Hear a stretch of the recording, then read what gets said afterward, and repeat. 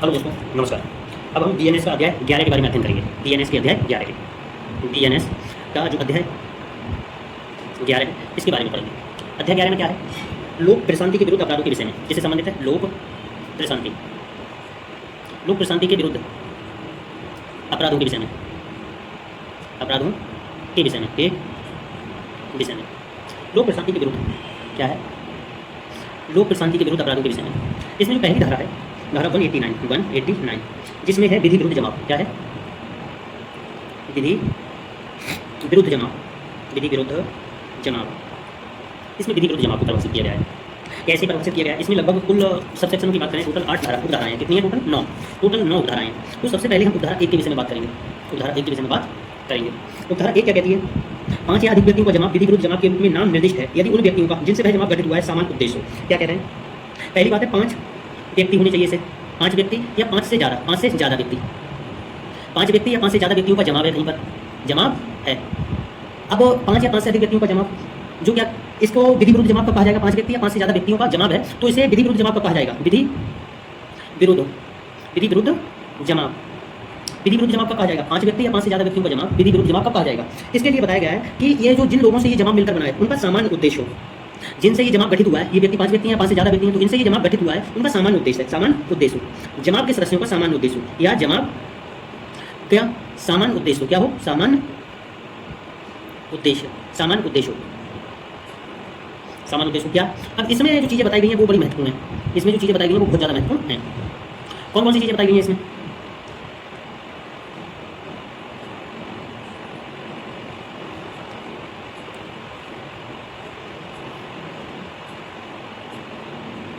पाँच या 5 से अधिक व्यक्ति हैं तो उनका सामान्य उद्देश्य हो। अब ये सामान्य उद्देश्य क्या हो, ये यहाँ पे बताई गई है। कुछ खंड दिए गए हैं। का खंड में है, पहला खंड क्या है? का खंड में क्या क्या दिया गया है? का खंड में क्या है? पहला खंड का है और इस खंड में जो चीज़ें दी गई हैं वो ये हैं। पहला है का में क्या है? केंद्रीय सरकार को, सेंट्रल गवर्नमेंट को। उसके बाद क्या होता है? स्टेट गवर्नमेंट को या स्टेट गवर्नमेंट को, केंद्र की सरकार को या राज्यों की सरकार को, या पार्लियामेंट को या स्टेट लेजिस्लेटिव को, या किसी पब्लिक सर्वेंट को। आपराधिक बल द्वारा, क्रिमिनल फोर्स द्वारा, किसके द्वारा? क्रिमिनल फोर्स के द्वारा, या क्रिमिनल फोर्स के प्रदर्शन के द्वारा आतंकित करने का। आतंकित अगर ये विधि विरुद्ध जमाव 5 या 5 से अधिक व्यक्तियों का जमाव है और इनका सामान्य उद्देश्य क्या? स्टेट गवर्नमेंट को, सेंट्रल गवर्नमेंट को, स्टेट गवर्नमेंट को, पार्लियामेंट को, स्टेट लेजिस्लेटिव को या पब्लिक सर्वेंट को क्रिमिनल फोर्स के द्वारा या क्रिमिनल फोर्स के प्रदर्शन द्वारा आतंकित करने का इनका सामान्य उद्देश्य है। इसका दूसरा खंड क्या है? खंड का है किसी विधि के या विधिक प्रक्रिया के निष्पादन का प्रतिरोध करना। अगर कोई लॉ है या कोई लीगल प्रोसीजर है, कोई लॉ है या कोई लीगल प्रोसीजर है, कोई लॉ या लीगल प्रोसीजर है, उसका लीगल प्रक्रिया के इसका निष्पादन का विरोध करना। निष्पादन का विरोध करना। अगर पहली चीज़ क्या बताई थी? Central government, state government, parliament या स्टेट लेजिस्लेटिव या पब्लिक सर्वेंट, इनको क्रिमिनल फोर्स के द्वारा या क्रिमिनल फोर्स के प्रदर्शन के द्वारा आतंकित करना अगर उस जमाव का सामान्य उद्देश्य है। अगर कोई विधि है या कोई लीगल प्रोसीजर का निष्पादन किया जाना है और उसका विरोध करना। उसके बाद तीसरा खंड आता है का तीसरा खंड क्या है? तीसरा खंड का है किसी रिष्टि, आपराधिक अतिचार या अन्य अपराध का करना। या क्या है? कोई रिष्टि, किसी रिष्टि, आपराधिक अतिचार, कोई रिष्टि है, आपराधिक अतिचार है, या आपराधिक बल के आपराधिक अतिचार या अन्य अपराध का करना। इनका सामान्य उद्देश्य क्या है? कोई रिष्टि करना, कोई आपराधिक अतिचार करना या अन्य अपराध को करना। इनका सामान्य उद्देश्य है। अब क्या है सामान्य उद्देश्य? उसके बाद गा के बाद आता है घा में है किसी व्यक्ति पर आपराधिक बल। अगर मान लीजिए ये व्यक्ति है ए, इस पर आपराधिक बल किसका? क्रिमिनल फोर्स का या क्रिमिनल फोर्स का प्रदर्शन इसके द्वारा, ये इस व्यक्ति ए को क्रिमिनल फोर्स का या क्रिमिनल फोर्स के प्रदर्शन द्वारा इस व्यक्ति को संपत्ति का कब्जा, प्रदर्शन द्वारा किसी संपत्ति का कब्जा लेना। इस व्यक्ति को आपने क्या दिखाया? क्रिमिनल फोर्स प्रदर्शन। इन लोगों ने आके क्रिमिनल फोर्स द्वारा या क्रिमिनल फोर्स के द्वारा इससे क्या मांगा? इससे मांगा एक, पहला है संपत्ति का कब्जा लेना। संपत्ति का कब्जा लेना। दूसरी इसी में और हिस्सा क्या है? इसका आगे का भाग है संपत्ति का कब्जा लेना, किसी व्यक्ति को किसी मार्ग के अधिकार के उपभोग से संपत्ति पर कब्जा लेना या प्राप्त करना। कोई संपत्ति पर कब्जा लेना या संपत्ति को प्राप्त करना, ये इनका सामान्य उद्देश्य है। या दूसरी बात क्या है? दूसरी बात है मार्ग के अधिकार के उपयोग से। ये है मार्ग के अधिकार के उपयोग से। दूसरी चीज़ क्या है इसी में? दूसरी चीज़ है मार्ग के अधिकार के उपयोग से, जल का उपयोग करने के अधिकार से, जल का उपयोग करने के अधिकार से।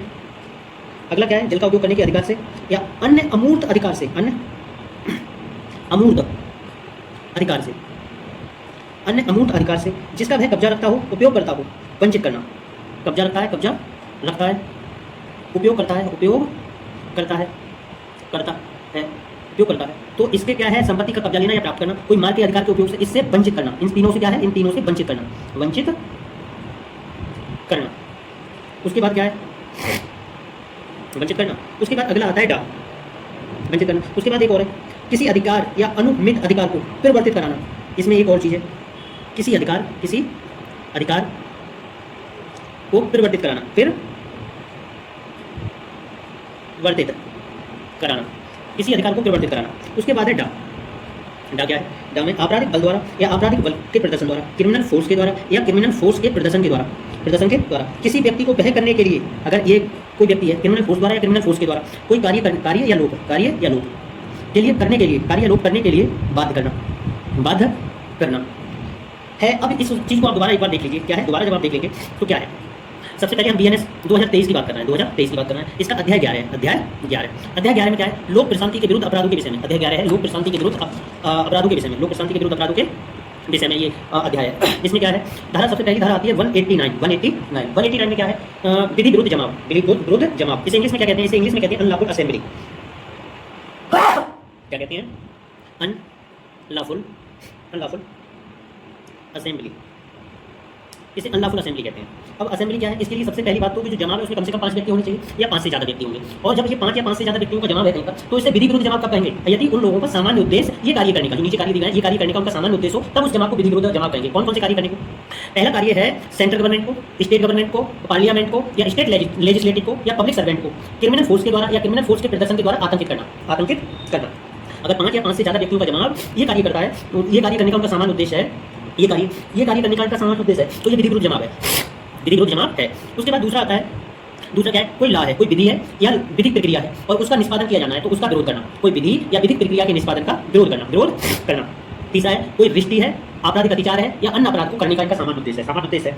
उसके बाद क्या है, क्रिमिनल फोर्स के द्वारा या क्रिमिनल फोर्स के प्रदर्शन के द्वारा संपत्ति का कब्जा लेना। किसी व्यक्ति पर क्रिमिनल फोर्स या क्रिमिनल फोर्स का प्रदर्शन करके उससे संपत्ति का कब्जा लेना या प्राप्त करना, उससे संपत्ति को कब्जा लेना या संपत्ति प्राप्त करना। या कोई व्यक्ति किसी मार्ग के अधिकार से उपयोग से वंचित करना। अगर कोई व्यक्ति किसी मार्ग का उपयोग करता है और आपसे उसका वंचित करना उसके लिए, या कोई व्यक्ति जल का उपयोग करता है तो उसे उपयोग करने के अधिकार से वंचित करने का आपका सामान्य उद्देश्य है। या अन्य अमूर्त अधिकार है जिस पर वह कब्जा रखता है या उपयोग करता है, कोई अन्य अमूर्त अधिकार है जिस पर वह कब्जा रखता है या उपयोग करता है और उससे वंचित करने का आपका सामान्य उद्देश्य है। या है कोई अधिकार है और उसको परिवर्तित कराना आपका सामान्य उद्देश्य है, कोई अधिकार है उसको परिवर्तित कराना आपका सामान्य उद्देश्य है, तो ये जमाव विधि विरुद्ध जमाव है।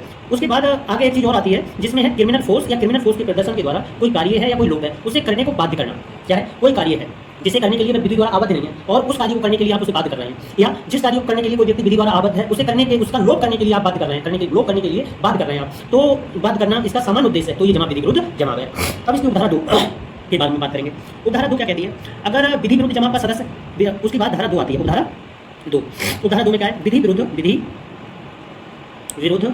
जमाव का सदस्य, विधि विरुद्ध जमाव का सदस्य, जो कोई व्यक्ति विधि विरुद्ध जमाव का सदस्य होगा वह, जो कोई जमाव की विधि विरुद्ध जमाव और बनाने वाली बातों को जानते हुए, अब क्या है विधि विरुद्ध जमाव का सदस्य, जो कोई व्यक्ति उन बातों को जानते हुए जो उसे विधि विरुद्ध बनाती है। अब एक व्यक्ति ए है, ये उन बातों को जानता है, उन बातों को जानता है जो जमाव को विधि विरुद्ध बनाती हैं, जो जमाव को विधि विरुद्ध बनाती हैं, विधि विरुद्ध बनाती हैं। अगर कोई व्यक्ति है उन बातों को जानता है जो जमाव को विधि विरुद्ध बनाती हैं, उसके बाद भी जमाव में बना रहता है, जमाव में शामिल होता है, उसके बाद भी जमाव में शामिल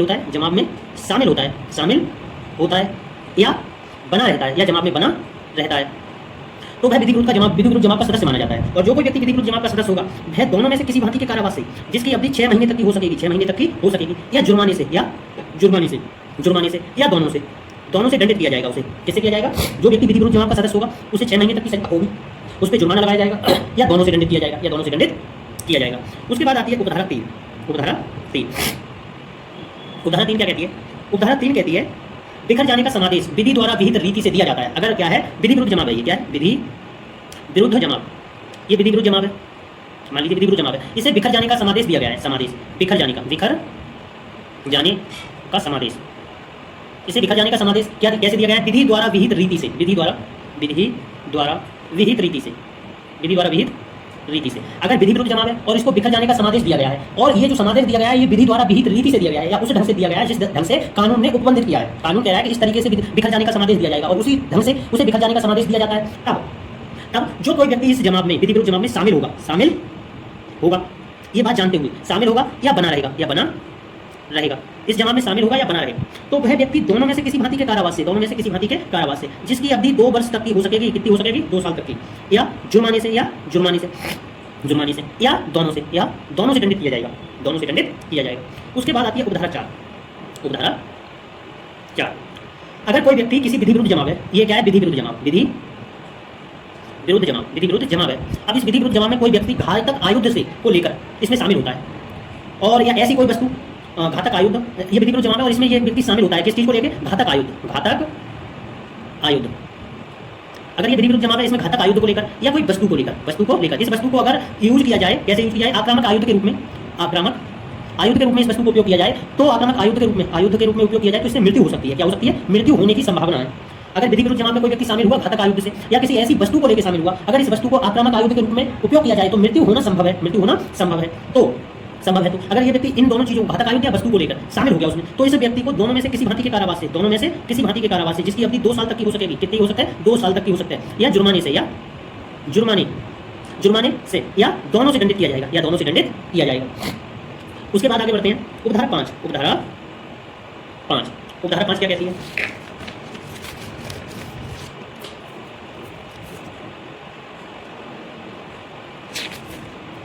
उपधारा 5 क्या कहती है?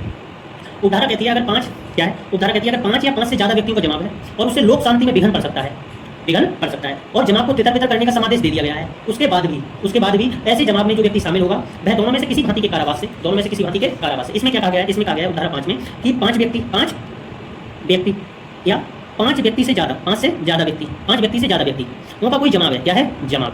और इस जमाव से क्या होता है? लोक शांति में विघ्न पड़ सकता है। लोक शांति में विघ्न हो सकता है। क्या हो सकता है? विघ्न हो सकता है। इसमें लोक शांति में विघ्न हो जाता है और इसको तितर-बितर होने का समादेश दे दिया गया है। अगर ये जमाव है, इसे तितर-बितर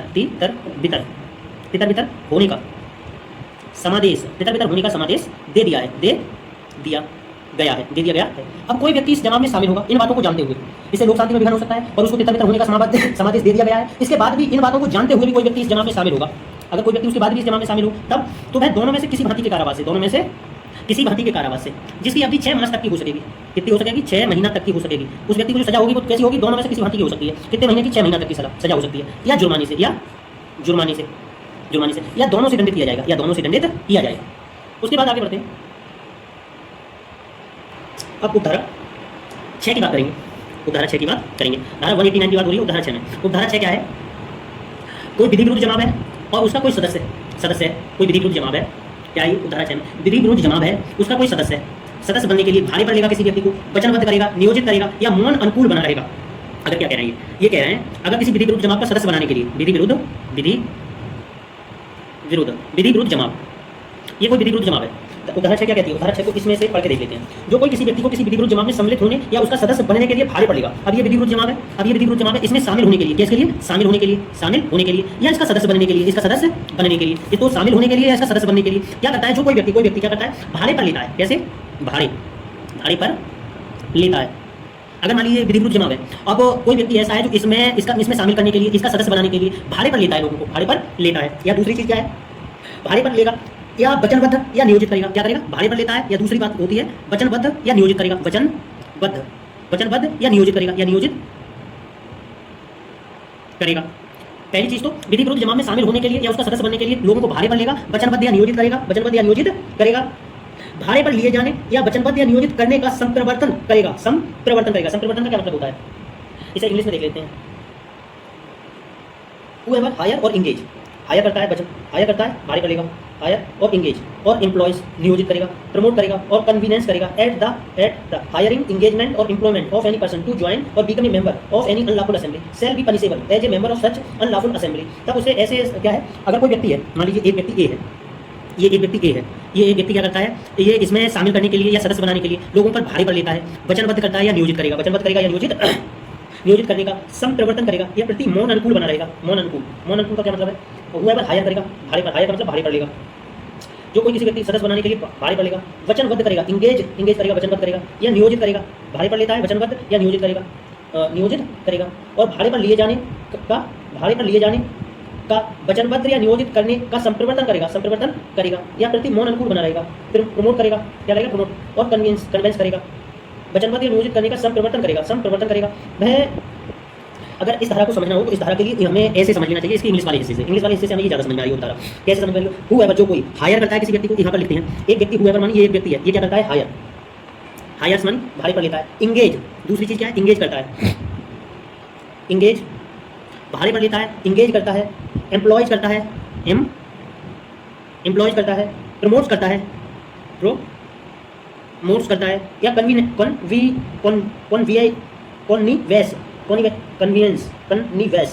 करता है, to hiring engagement employ of any person to join, promote करता है, या एक और शब्द है कनीप्स करता है। ये 4 शब्द है। अगर कोई व्यक्ति विधि विरुद्ध जवाब में शामिल हो या ज्वाइन करे या उसका सदस्य बने, इसके लिए हायर, एंगेज करता है, एम्प्लॉय करता है, प्रमोट करता है, कन्विंस करता है, तो इस व्यक्ति को ये माना जाएगा। तो इसे कैसे? Member of unlawful assembly shall be punishable as a member of the such unlawful assembly. तब इस व्यक्ति को, ए को लिए क्या माना जाएगा? इस अनलॉफुल असेंबली के लिए, अनलॉफुल असेंबली जो अनलॉफुल असेंबली है, इस अनलॉफुल असेंबली के सदस्य के रूप में इसे दंडित किया जाएगा। Assembly shall be punishable as a member of such unlawful assembly, and for any offence which may be committed by any such person as a member of such unlawful assembly is pursuance of such hiring, engagement or employment in the same manner as if he had been a member of such unlawful assembly of himself had committed such offence।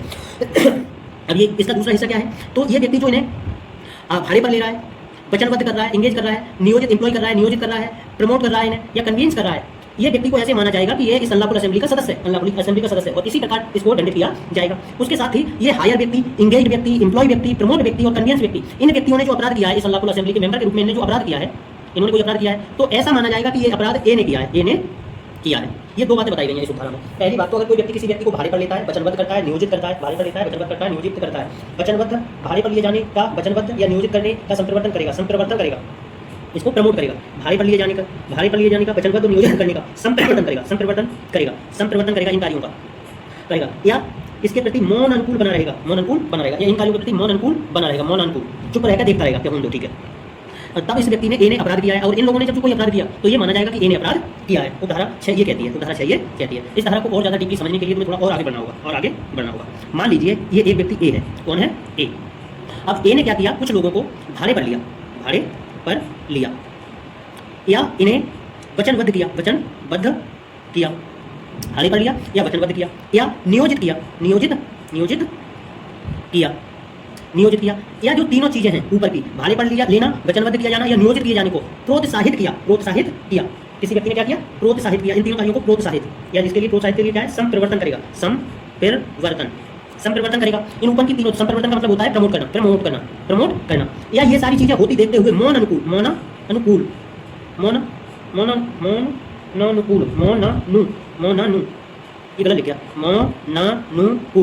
बना रहेगा।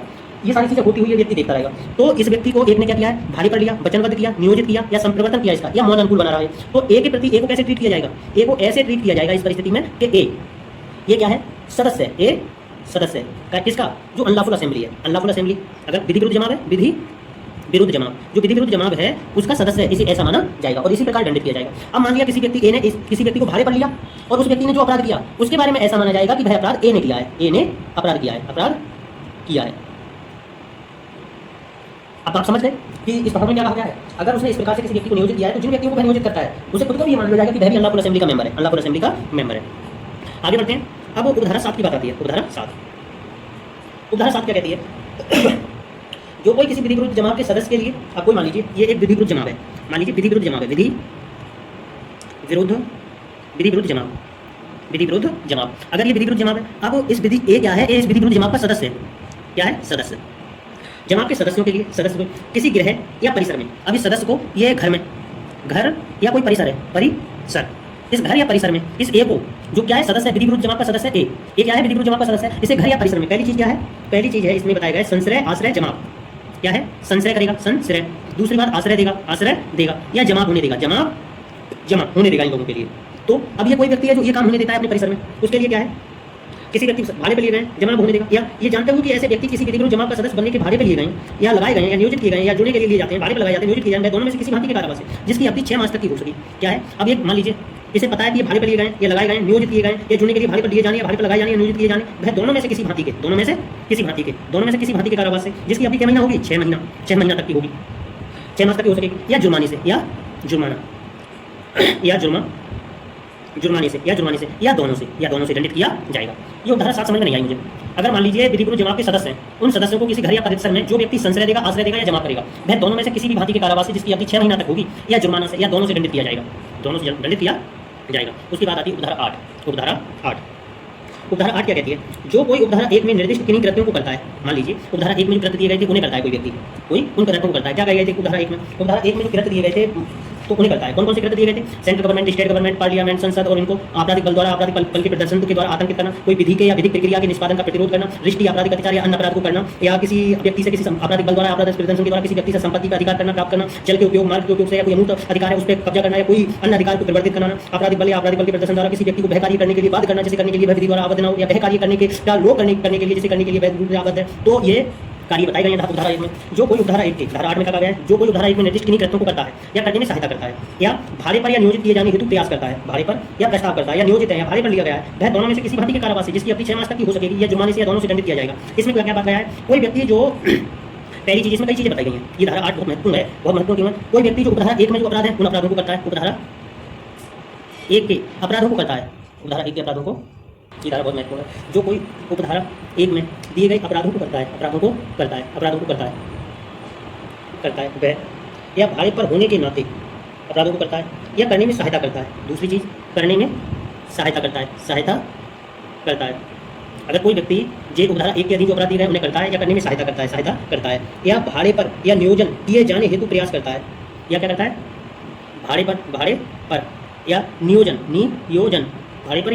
किए जाने का नियोजित किए जाने का प्रयास करता है,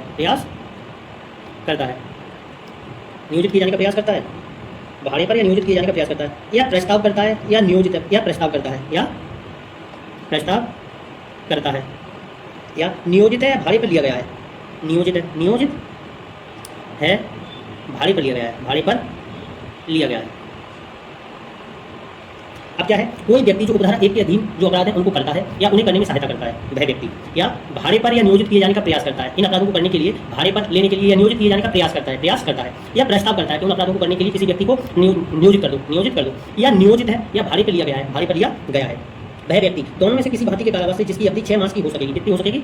6 मास की। दोनों में से किसी भांति के जिसकी अवधि 6 महीना तक की हो सकती है, 6 महीने की हो सकेगी, या जुर्माने से या दोनों से दंडित किया जाएगा, उसके बाद आगे बढ़ते हैं उपधारा 9 की तरफ। उपधारा 9 क्या कहती है? जो कोई उपधारा 1 में निर्दिष्ट, उपधारा 8 में निर्दिष्ट है, किसी प्रकार नियोजित या भाड़े पर होने के नाते आयुक्त के साथ जाता है या आयुक्त सहित नियोजन या प्रस्ताव करता है। ये उपधारा 8 में है।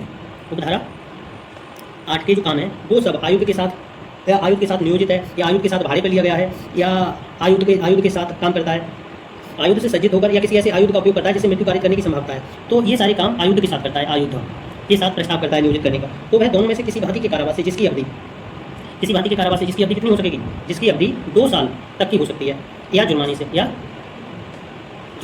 या दोनों से दंडित किया जाएगा। अब इसके बाद क्या है, इसे एक बार और देख लेते हैं पूरा, जितनी भी चीज़ें यहाँ पर हमने इस चैप्टर में या इस पार्ट में इस तरफ की हैं उन्हें जब देखते हैं हम, तो उपधारा 6 की तरफ आते हैं। सबसे पहले उपधारा 6 की तरफ जब हम आते हैं तो रिवीजन कर लेते हैं एक बार। उपधारा 6 में क्या है? कोई विधि विरुद्ध जमात है, और विधि विरुद्ध जमात में कोई शामिल हो या उसका सदस्य बने, इसके लिए क्या करता है? कोई व्यक्ति कोई विधि विरुद्ध जमात है और उसमें शामिल करने के लिए, विधि विरुद्ध जमात है उसमें शामिल करने के लिए या सदस्य बनाने के लिए किसी व्यक्ति को भाड़े पर लिया गया है, वचनबद्ध किया गया है, या नियोजित किया गया है, या भाड़े पर लिया जाना, वचनबद्ध किया जाना या नियोजित किए जाने का संप्रवर्तन किया गया है, या मौन अनुकूलता दिखाता है, इन सारी कार्यों के लिए मौन अनुकूलता दिखाता है, तो उस व्यक्ति के लिए ऐसे ट्रीट किया जाएगा कि वह उस विधि विरुद्ध जमात का सदस्य है, और इन भाड़े पर लिए गए व्यक्तियों द्वारा, वचनबद्ध किए गए व्यक्तियों द्वारा या नियोजित किए गए व्यक्तियों द्वारा कोई अपराध किया जाता है, तब ऐसा माना जाएगा कि वह अपराध उसी व्यक्ति ने किया है, जिस व्यक्ति ने ये कार्य किए हैं तो उस व्यक्ति ये अपराध किया है। तो ये उपधारा 6 में कही गई है। उसके बाद आती है उपधारा 7 में क्या है? उपधारा 7 में है विधि विरुद्ध जमाव है कोई, और विधि विरुद्ध जमाव का ये कई व्यक्ति सदस्य हैं, विधि विरुद्ध जमाव है और उसके सदस्य हैं कई व्यक्ति, और उन सदस्यों को जो कोई व्यक्ति अपने घर पर या परीक्षक पर संश्रय देता है, आश्रय देता है या जवाब देता है, संश्रय देता है, आश्रय देता है या जवाब देता है, तो वह दोनों में से किसी भांति के कारावास से जिसकी अवधि 6 महीना तक की हो सकेगी, जो या जुर्माना से या दोनों से दंडित किया जाएगा, या दोनों से दंडित किया जाएगा। उसके बाद आती है उपधारा 8। उपधारा 8 कहती है अगर कोई व्यक्ति उपधारा 1 में जो अपराध बताए गए हैं वो अपराध करता है या उन अपराधों को करने में सहायता करता है, या तो वह अपराध करता है या करने में सहायता करता है, या भाड़े पर या नियोजित किए जाने का प्रयास करता है, अपराध को करने के लिए भाड़े पर लोगों को भाड़े पर लेना या नियोजित किए जाने का प्रयास करता है, या नियोजित भाड़े पर लेने या नियोजित किए जाने का प्रस्ताव करता है उन अपराधों को करने का, लोगों को करने में सहायता करने का, या भाड़े पर ले जाने का या नियोजित किए जाने का प्रस्ताव करता है, प्रस्ताव किया जाता है, या जो नियोजित है या भाड़े पर लिया गया है, भाड़े पर लिया गया है, वह दोनों में से किसी भांति के कारावास से जो 6 महीने तक का हो सकेगा, या जुर्माने से या दोनों से दंडित किया जाएगा, या जुर्माने से या दोनों से दंडित किया जाएगा। उसके बाद आती है उपधारा 9। उपधारा 9 क्या कहती है? उपधारा 9 कहती है उपधारा 8 के जो कार्य हैं वो कार्य अगर आयुध के साथ किए जाते हैं, आयुध के साथ किए जाते हैं, अगर कोई भी अपराधों को आयुध के साथ करता है या सहायता करता है आयुध के साथ, या लोगों को भारी पे आयुध के साथ लगाता है या नियोजित करता है, या भारी पे लगाने के लिए आयुध के साथ प्रस्ताव लगाने के लिए प्रस्ताव करता है, या आयुध के साथ नियोजित किया गया है, भारी पे लिया गया है, तो वह व्यक्ति दोनों में से किसी भांति के कारावास से जिसकी अवधि 2 वर्ष तक की हो सकेगी, या जुर्माने से या दोनों से दंडित किया जाएगा, दोनों से दंडित किया जाएगा। ये धारा 189 हमारी कंप्लीट हो चुकी है, 189 कंप्लीट हो चुकी है। अब उसके बाद आती है सेक्शन 190। धारा क्या है? 190 धारा 190 में क्या है? विधि विरुद्ध जमाव का प्रत्येक सदस्य सामान्य उद्देश्य को अग्रसर करने के लिए किए गए अपराध का दोषी होगा, सामान्य उद्देश्य को अग्रसर करने के लिए किए गए अपराध का दोषी होगा। अब क्या कह रहे हैं? विधि विरुद्ध, अगर कोई विधि विरुद्ध जमाव का विधि विरुद्ध जमाव का प्रत्येक सदस्य, विधि विरुद्ध जमाव का प्रत्येक सदस्य सामान्य उद्देश्य को अग्रसर करने में अपराध किया जाता है, सामान्य उद्देश्य को अग्रसर करने में किए गए अपराध का दोषी होगा। विधि विरुद्ध जमाव का प्रत्येक सदस्य सामान्य उद्देश्य को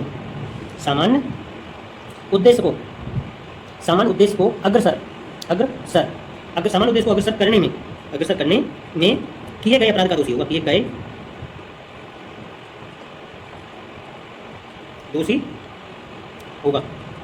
इस धारा को पढ़ लेते हैं। यदि विधि विरुद्ध जमाव के किसी सदस्य द्वारा उस जमाव के सामान्य उद्देश्य को अग्रसर करने में अपराध किया जाता है, या पहली बात है यदि कोई विधि विरुद्ध जमाव का कोई अनलॉफुल असेंबली है, इसका कोई मेंबर जो सामान्य उद्देश्य है उसको अग्रसर करने में कोई ऑफेंस करता है, अगर अनलॉफुल असेंबली का कोई मेंबर सामान्य उद्देश्य को अग्रसर करने में कोई ऑफेंस करता है, या कोई ऐसा अपराध किया जाता है जिसका किया जाना उस जमाव के सदस्य उस उद्देश्य को अग्रसर करने में संभव जानते थे। अगर ये जो जमाव है, जमाव के सदस्य, दूसरी बात क्या है, जो जमाव है, जमाव के सदस्य जानते हैं कि अगर हम इसका जो सामान्य उद्देश्य है उसमें आगे काम करेंगे तो ये वाला अपराध किया जाएगा, ये अपराध हो जाना संभव है, तो प्रत्येक व्यक्ति को उस अपराध के किए जाने के समय उस जमाव का सदस्य उस अपराध का दोषी होगा। अगर जमाव है ये मानते हैं कि अगर हम अपने सामान्य उद्देश्य को आगे बढ़ाएंगे तो ये अपराध हो जाएगा, तो उस जमाव के जितने भी लोग हैं वह व्यक्ति उस अपराध को करने के दोषी होंगे, अपराध के दोषी होंगे। ये बात कही गई है, ये बात इसमें कही गई है। आगे बढ़ते हैं। अब हम धारा 191 की बात करेंगे। किसकी बात करेंगे? धारा 191 की बात करेंगे। इसमें क्या है? बलवा करना। क्या है? बलवा करना। बलवा करने को इंग्लिश में क्या कहते हैं? रॉइट। इसको कहते हैं राइट, RIO, राइटिंग। बलवा करना, इसको राइटिंग कहते हैं, बलवा करना। अब इसको पढ़ते हैं। इसमें कई उपधाराएं हैं, शायद कई उपधाराएं नहीं, इसमें 3 ही उपधाराएं हैं। कितनी है? 3। तो पहली उपधारा क्या कहती है? उपधारा 1 को सबसे पहले नोट करते हैं। उपधारा 1 में क्या है? जब कभी विधि विरुद्ध जमाव द्वारा, क्या है पहली चीज आई है, विधि विरुद्ध जमाव द्वारा या उसके किसी सदस्य द्वारा ऐसे जमाव के सामान्य उद्देश्य को अग्रसर करने में बल या हिंसा का प्रयोग किया जाता है। सबसे पहले आया विधि विरुद्ध जमाव, विधि विरुद्ध जमाव आया। उसके बाद दूसरी चीज आई विधि विरुद्ध जमाव का सदस्य। क्या आया? विधि विरुद्ध जमाव का सदस्य, जमाव का सदस्य। पहली चीज क्या आई? पहली चीज आई विधि विरुद्ध जमाव, दूसरा आया विधि विरुद्ध जमाव का सदस्य। अगर यह जो विधि विरुद्ध जमाव का सामान्य उद्देश्य है, इसको सामान्य उद्देश्य होता है, इसका सामान्य उद्देश्य, अगर ये विधि विरुद्ध जमाव है या विधि विरुद्ध जमाव का कोई सदस्य है, वह जमाव के सामान्य उद्देश्य को आगे बढ़ाने में, अग्रसर करने में, अग्रसर करने में किसका प्रयोग करता है? अग्रसर करने में बल या हिंसा का प्रयोग किया जाता है। तब ऐसे जमाव का प्रत्येक सदस्य बलवा करने के अपराध का दोषी होगा। अब अग्रसर करने में बल या हिंसा का प्रयोग कर रहे हैं ये लोग, बल या हिंसा का प्रयोग कर रहे हैं, तो ये जमाव का प्रत्येक सदस्य बलवा करने का दोषी होगा। तो जमाव का प्रत्येक सदस्य, तब जमाव का प्रत्येक सदस्य बलवा करने का दोषी होगा, बलवा करने का दोषी होगा। आप समझिए क्या है? पहली बात तो अगर वो विधि विरुद्ध जमाव है या उसका कोई सदस्य विधि विरुद्ध जमाव के सामान्य उद्देश्य को आगे बढ़ाने में अगर बल का या हिंसा का प्रयोग कर रहा है, तब उस जमाव का प्रत्येक सदस्य बलवा करने का दोषी होगा, उसके बाद उपधारा 2 की तरफ पढ़ते हैं। उपधारा 2 क्या कहती है? जो कोई बलवा करने का दोषी होगा तो वह दोनों में से किसी भांति के कारावास से जिसकी अवधि 2 वर्ष तक की हो सकेगी या जुर्माने से या दोनों से दंडित किया जाएगा। अब इसमें बलवा के लिए दंड है, बलवा का दंड। दूसरी उपधारा 2 में क्या है? बलवा के लिए दंड है। अगर जो कोई बलवा करने का दोषी होगा उसे दोनों में से किसी भांति के कारावास से जिसकी अवधि 2 वर्ष तक की हो सकेगी, या जुर्मानी हो सकेगी, या जुर्माने से या जुर्माना से या दोनों से दंडित किया जाएगा। अब एक व्यक्ति बलवा करने का दोषी है अगर बलवा के दंड है, कोई व्यक्ति बलवा करने का दोषी है, तो उसे दोनों में से किसी भांति का कारावास जिसकी अवधि 2 साल तक की हो सकेगी या जुर्माना से या दोनों से दंडित किया जाएगा। हम बढ़ते हैं उपधारा 3 की तरफ। उपधारा 3 में क्या है? जो कोई घातक आयुध से या किसी ऐसी चीज से जिसे आक्रामक आयुध के रूप में उपयोग किया जाए नहीं पर मृत्यु कारक होनी संभव है तो सुसज्जित होते हुए बलवा करने का दोषी होगा। अगर मान लीजिए ये कोई व्यक्ति है, क्या है? ए है। ए पे आरोप लगाया गया है कि उसने बलवा किया है। क्या किया है? बलवा। ए ने बलवा किया है और इसने ए ने कैसे बलवा किया है? घातक आयुध से शामिल आयुध के साथ, घातक आयुध से या कोई वस्तु से या किसी वस्तु से अगर इसे आक्रामक आयुध के रूप में उपयोग किया जाए, आक्रामक आयुध के रूप में उपयोग किया जाए, आक्रामक आयुध के रूप में उपयोग किया जाए, उसे उपयोग किया जाए तो इससे मृत्यु हो सकती है। क्या हो सकती है? मृत्यु। अगर कोई व्यक्ति बलवा ए पर बलवा करने का आरोप है और आरोप में क्या लिखा है कि इस व्यक्ति ने घातक आयुध के साथ बलवा सुसज्जित होकर, घातक आयुध से सुसज्जित होकर बलवा किया है। ए पर आरोप क्या है कि इसने घातक आयुध से सुसज्जित होकर बलवा किया है या ऐसी वस्तु के साथ बलवा किया है जिसे आक्रामक आयुध के रूप में यदि उपयोग कर लिया जाए तो मृत्यु होनी संभव है। मृत्यु होनी संभव है। तब ए के लिए जो सजा होगी वो क्या होगी? ए के लिए सजा होगी वो क्या होगी? वह दोनों में से किसी भांति के कारावास से जिसकी अवधि 5 वर्ष तक की हो सकेगी, दोनों में से किसी भांति के कारावास से जिसकी अवधि 5 साल तक की हो सकेगी या जुर्माने से या दोनों से दंडित किया जाएगा। 5 साल तक की हो सकेगी या जुर्माना से या दोनों से दंडित किया जाएगा। अब आपको बलवा समझ में आएगा? अगर बलवा नहीं समझ में आया तो एक बार और देख लीजिए, एक बार और समझ लीजिए। धारा 191 में बलवा को परिभाषित किया गया है। अगर कोई विधि विरुद्ध जमाव या विधि विरुद्ध जमाव का सदस्य अपने सामान्य उद्देश्य को आगे बढ़ाने में बल का या हिंसा का प्रयोग करता है तब ऐसा जमाव का प्रत्येक सदस्य बलवा करने का दोषी होगा। तब ऐसे जमाव का प्रत्येक सदस्य बलवा करने का दोषी होगा और जो व्यक्ति बलवा करने का दोषी होगा वह 2 साल तक की सजा या जुर्माना या दोनों से दंडित किया जाएगा। अब कोई व्यक्ति बलवा करता है, वह घातक आयुध, अगर कोई व्यक्ति घातक आयुध से सुसज्जित होकर, कैसे सुसज्जित होकर, घातक आयुध से सुसज्जित होकर, अगर कोई व्यक्ति ए है वह घातक आयुध से सुसज्जित होकर बलवा करता है या ऐसी वस्तु से सुसज्जित होकर बलवा करता है, अगर उसे आक्रामक आयुध के रूप में उपयोग किया जाए तो मृत्यु हो सकती है तो वह 5 साल तक के कारावास से या जुर्माना से या दोनों से दंडित किया जाएगा। उसके बाद आगे बढ़ते हैं। धारा आती है 192। क्या आती है? धारा 192 192 में क्या है? बलवा करने के आशय से स्वैरिता से प्रकोपन देना, यदि बलवा किया जाए, यदि बलवा न किया जाए। इसमें क्या कहा गया है? वेंटोनली गिविंग प्रोवोकेशन, प्रकोपन देना, प्रोवोकेशन करना, देना, यदि बलवा किया जाए। स्वैरिता का मतलब होता है, स्वैरिता, अपने आप अगर कोई व्यक्ति बलवा करने के लिए प्रकोपन देता है, मान लीजिए बलवा करने के लिए, क्या करने के लिए? बलवा करने के लिए बलवा कराने के आशय से। इसमें ये लिखा है बलवा करने के लिए नहीं, इसमें है बलवा कराने के आशय से, बलवा कराने के आशय से स्वैरिता से प्रकोपन देना, प्रकोपन देना, बलवा कराने के आशय से स्वैरिता से प्रकोपन देना। ये बात कहाँ गई है? धारा 192 में। जो कोई अवैध बात करने के द्वारा किसी व्यक्ति को परिद्वेष से या स्वैरिता से प्रकोपित इस आशय से या ये संभव जानते हुए करेगा कि ऐसे प्रकोपन के परिणाम स्वरूप बलवे का अपराध किया जाएगा, यदि ऐसे प्रकोपन के परिणाम स्वरूप बलवे का अपराध किया जाए तो वह दोनों में से किसी भांति के कारावास से, यदि कोई अवैध बात करने के द्वारा, ये क्या है? अवैध बात करने के द्वारा किसी व्यक्ति को परिद्वेष से या स्वैरिता से प्रकोपित इस आशय से करता है। ये मान लीजिए ये ए है, ये व्यक्ति क्या करता है? कोई अवैध बात करता है, अवैध बात, और इसका आशय है कि इस अवैध बात को करके वह स्वैरिता से क्या करे? प्रकोपित करे। और प्रकोपित इस आशय से किया जाता है कि संभव है कि उससे बलवा होगा, होगा। इस आशय से करता है कि इससे बलवा हो। कोई अवैध बात करता है और क्यों करता है कि इसे मैं प्रकोपित कर दूं और इसका परिणाम ये होगा कि बलवा हो जाएगा उससे। अगर बलवा हो जाए तब अगर बलवा हो जाए तो वह दोनों में से किसी भांति के कारावास से जिसकी अवधि 1 वर्ष तक की हो सकेगी, दोनों में से किसी भांति के कारावास से जिसकी अवधि 1 साल तक की हो सकेगी या जुर्माने से या फाइन से या दोनों से दंडित किया जाएगा। अगर बलवा ना हो, बलवे का अपराध ना किया जाए, बलवा ना हो तब तो वह दोनों में से किसी भांति के कारावास से जिसकी अवधि 6 मास तक की हो सकेगी, दोनों में से किसी भांति के कारावास से जिसकी अवधि 6 मंथ तक की हो सकेगी या जुर्माने से या दोनों से दंडित किया जाएगा। अगर मान लीजिए कोई व्यक्ति कोई अवैध काम करता है और वह अवैध काम इस आशय से करता है कि इसका परिणाम ये होगा कि इससे बलवा होगा, और वह इस आशय से ये अवैध काम करता है कि इसका परिणाम ये हो कि उससे बलवा हो, तो उसके परिणाम स्वरूप यदि बलवा हो जाए तो उस व्यक्ति को 1 साल की सजा या जुर्माना या दोनों से सजा दिया जाएगी। अगर बलवा ना हो तो उस व्यक्ति को 6 महीना तक की सजा या जुर्माना या दोनों दिया जाएगा, की सजा हो सकती है उसे। ये बात कहाँ की गई है? धारा 192। धारा 192 की बात आती है धारा 193।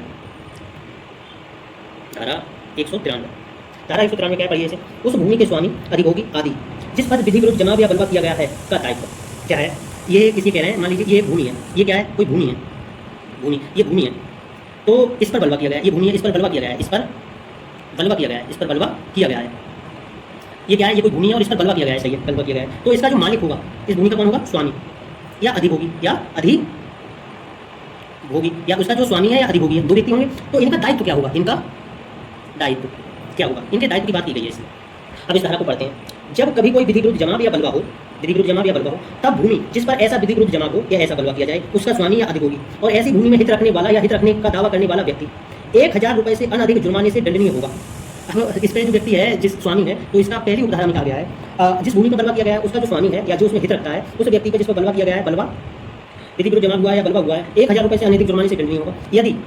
यदि वह या उसका अभिकर्ता या प्रबंधक ये जानते हुए कि ऐसा अपराध किया जा रहा है या किया जा चुका है या इस बात का विश्वास करने का कारण रखते हुए कि ऐसे अपराध का किया जाना संभव है, उस बात की अपनी शक्ति भर शीघ्रतम सूचना निकटतम पुलिस थाने के प्रधान अधिकारी को नहीं देता और उस दशा में उसमें उसे या उन्हें यह विश्वास करने का कारण हो कि यह लगभग किया ही जाने वाला है, अपनी शक्ति भर सब विधिपूर्ण साधनों का उपयोग उसका निवारण करने के लिए नहीं करता या करते हैं और उसके हो जाने पर अपनी शक्ति भर सब विधिपूर्ण साधनों का उस विधि विरुद्ध जमाव को बिखेरने या बलवे को दबाने के लिए उपयोग नहीं करता या करते हैं। पहली बात तो क्या है, अगर इस भूमि का जो मालिक है उसे ये चीजें करनी होंगी, अगर मैं ये काम नहीं करता है, कौन कौन से काम नहीं करता है, जुर्माने का द्वारा होगा। अभिकर्ता या प्रबंधक जानते हुए अपराध किया जा रहा है, किया जा चुका है या इस बात करने के अपराध किया जाना संभव है, उस बात की अपनी भर सूचना शक्ति भर शीघ्रतम सूचना निकट पुलिस थाने के प्राधिकारी को देगा।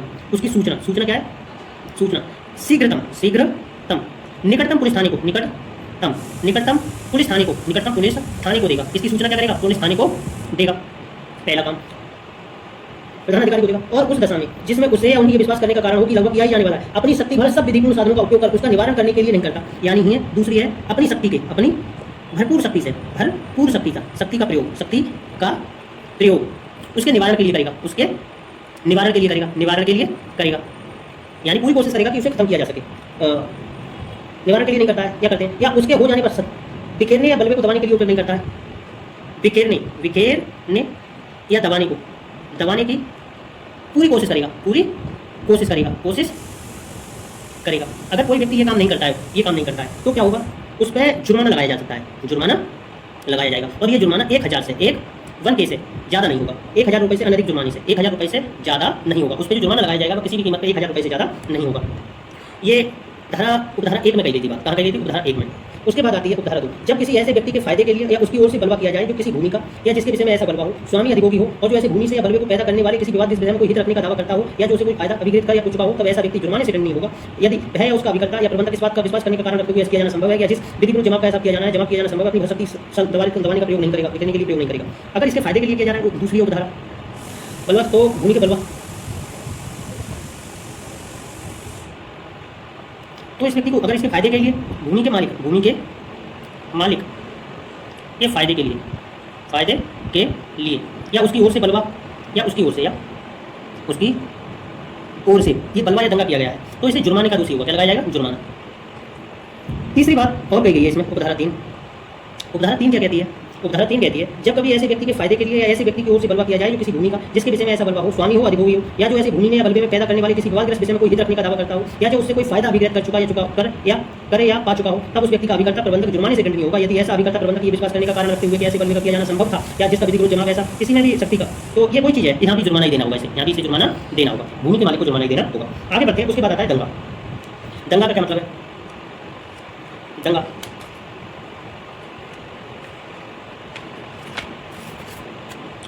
उसमें जो दंगा है इसे परिभाषित किया गया है। दंगा में क्या है, 191 194 194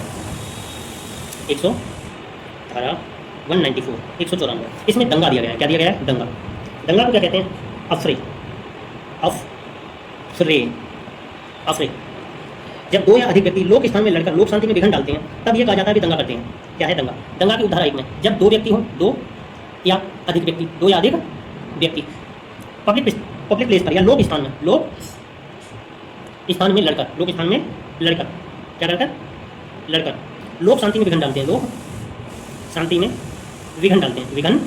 डालते हैं, तो वह दंगा करते हैं, ये कहा जाता है, अफरे करते हैं, ये कहा जाता है। इसकी उदाहरण 2 में बताया गया है, जो कोई दंगा करेगा वह दोनों में से किसी भांति के कारावास से जिसकी अवधि 1 मास तक की हो सकेगी या जुर्माने से जो 1000 रुपये तक का हो सकेगा या दोनों से दंडित किया जाएगा। इसके लिए दंड क्या होगा, दोनों में से किसी भांति का कारावास जिसकी 1 मास तक 1 महीना तक की सजा हो सकेगी दंगा में, या दोनों में से या जुर्माना या फाइन लगेगा। फाइन कितना लग सकता है, 1K तक का, 1000 रुपये तक का, या दोनों से दंडित किया जाएगा।